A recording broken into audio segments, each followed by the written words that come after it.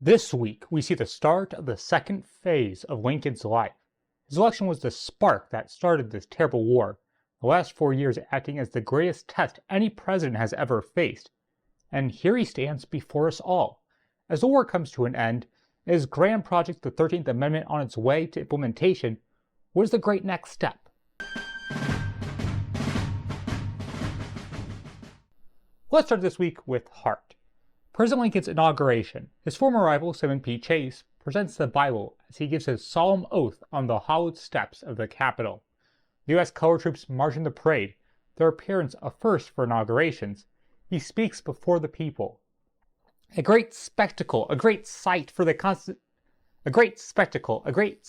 continuation of his administration.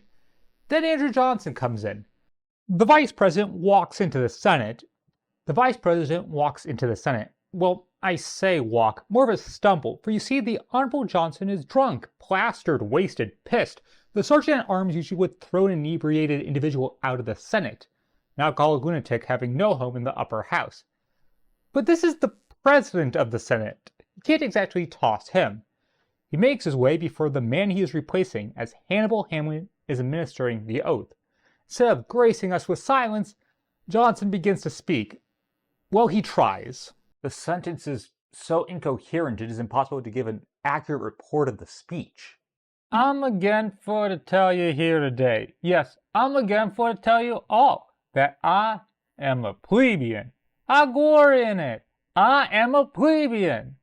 The people, yes, the people of the United States have made me what I am.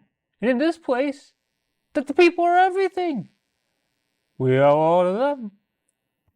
If it be not too presumptuous, I will tell the foreign ministries sitting there that I am one of the people. I will say to the senators and others before me, I will say to the Supreme Court which sits before me, that you all get your power and place from the people. And Mr. Chase, your position depends upon the people. And I will see to you, Mr. Secretary Seward, and to you, Mr. Secretary Stanton, and to you, Mr. Secretary. Who's the Secretary of the Navy? Mr. Wells. Has he no friends? And you, Mr. Secretary Wells, you, all of you, derive your power from the people. I kiss this book in the face of my nation of the United States. With that, our new vice president ruins what is possibly the most important day of his life, for God's sake. The embarrassment of Andrew Johnson's speech will forever haunt him as the least bad mistake he ever made, one the Senate won't soon forget. The Senate also sees the return of William P. Fessenden of Maine, who has resigned from the Treasury, being replaced by the great Hugh McCulloch, who has been serving as comptroller. This week is further excited with a party, Lincoln's inaugural ball and dinner. I'm sure my invitation was lost in the mail. Further celebrations occur via legislation as trade regulations are lifted, a sign that the rebellion has lost control over their own economy to the point where money won't make its way to Davis. Ending Lincoln's week, the 8th he receives and the 9th he accepts Secretary of the Interior John Usher's resignation effective May 15th. He does this without comment, and I would be lying if I didn't say I forgot who he was up until now. He will be replaced by Lincoln's old friend James Harlan. Looking to Confederate politics, we start the week with a big change. A new flag, just what they needed. You know, the rebellion has been on the back foot for months now, but I believe if they truly implement this piece of cloth, things will turn around. Fortunately for the Union, the rebellion's priorities are elsewhere, primarily on the issue of black soldiers. The 8th, in a close vote of 9-8, the Confederate Senate approves the bill allowing for their own colored troops. Now, according to my day-to-day source, the Congress is still debating the bill, which confuses me because the House had already passed it. And concerning a letter on the 10th, Lee and Davis are more than willing to approve it. I attach great importance to the result of the first experiment with these troops. I attach great importance to the result of the first experiment with these troops. This desire is off the back of Lee's letter to Secretary Breckinridge, informing him of the severity of the situation and its physical position, logistical issues, etc. This experiment is a necessity, even if the Confederate High Command wishes it wasn't. Turning to Mobile, Alabama, the bay belongs to the Union, but the city itself is home to Confederate companies. Hoping to change this, Major General Canby puts in a request for mortar boats to bomb the rebellion out. Continuing on the Gulf of Mexico, 6, there's a battle in Florida. Supported some colleges and towns, and I'm not touching it with a 10-foot pole. On a controversy I'm willing to touch is Dugansville, primarily what happened there. The official record, there is a skirmish between Sheridan's force and someone, it doesn't say. But according to a town marker, all that happened was the locals burned a bridge to slow Old Phil. Now looking at the National Park Service's regimental summaries, I believe General Alfred Gibbs' brigade took part.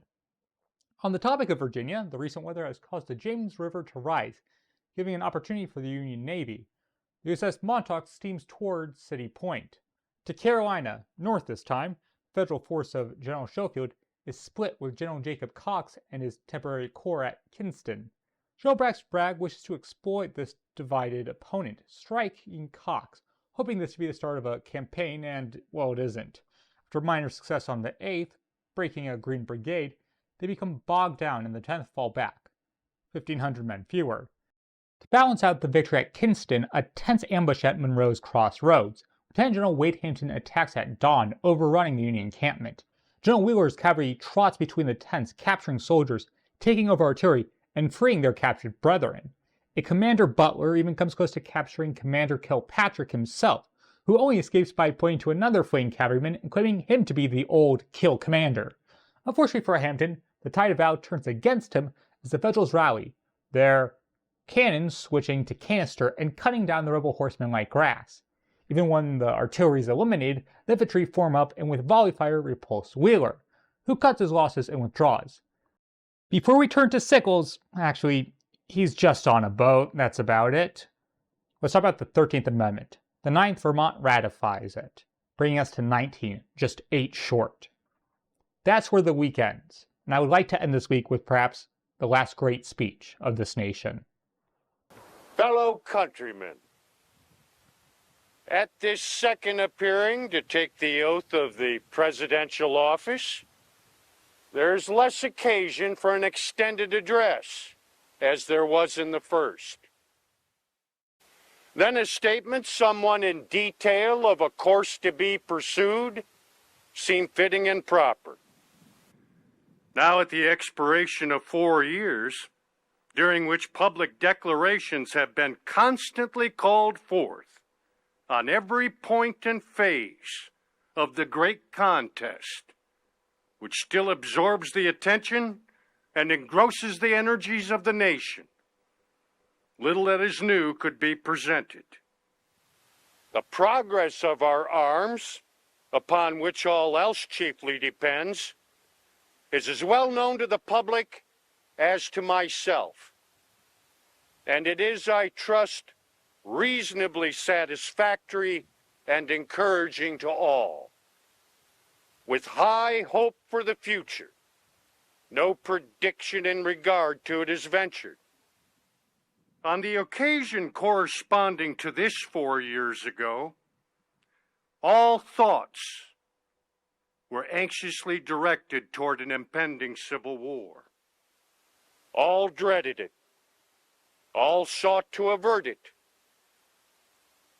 While the inaugural address was being delivered from this place, devoted altogether to saving the Union without war, insurgent agents were in the city seeking to destroy it without war, seeking to dissolve the Union and divide effects by negotiation.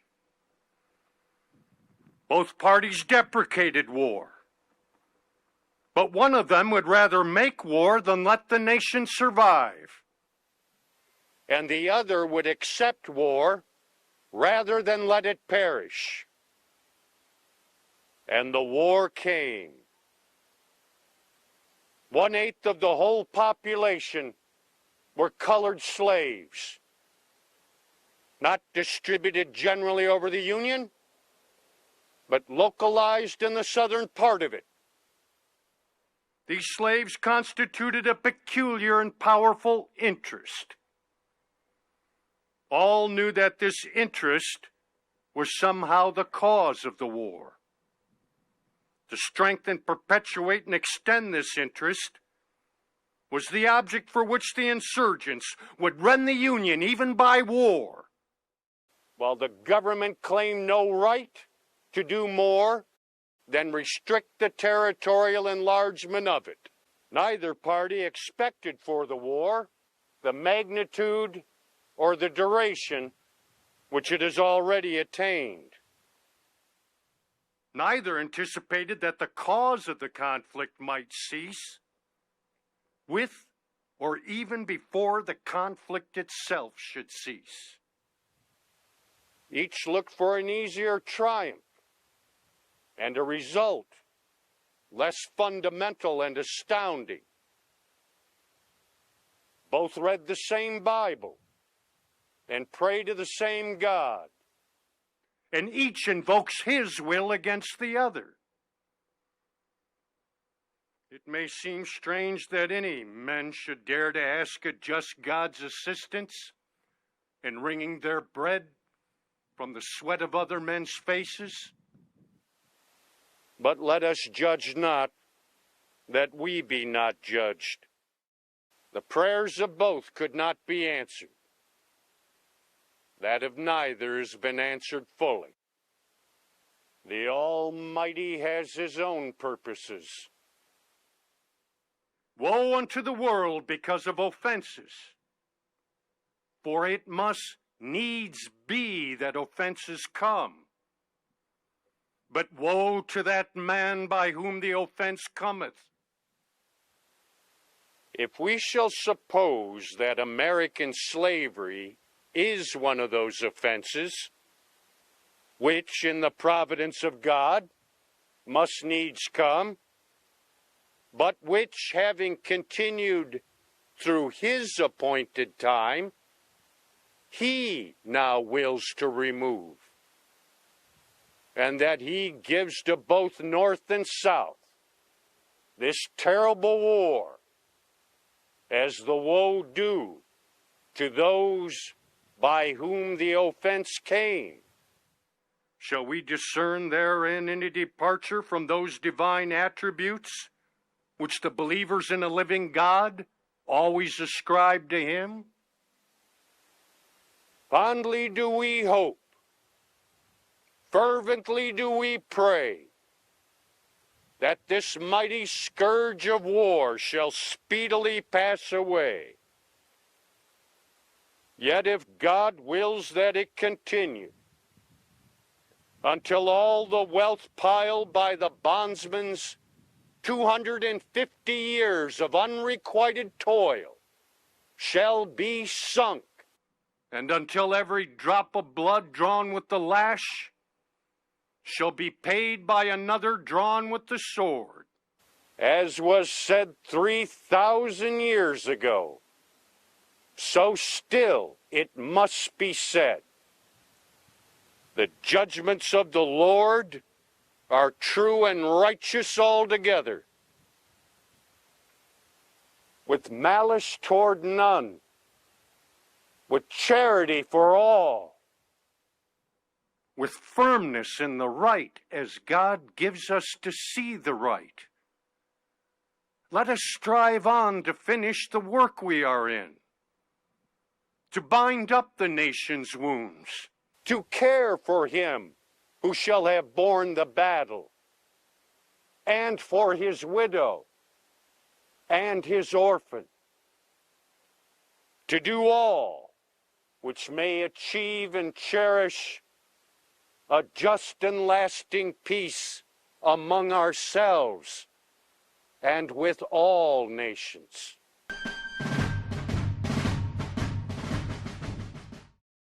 Hello, I'm Jonathan Teagan, the entire Spore Week by Week team, and this is going to be a little bit longer an outro than I usually do.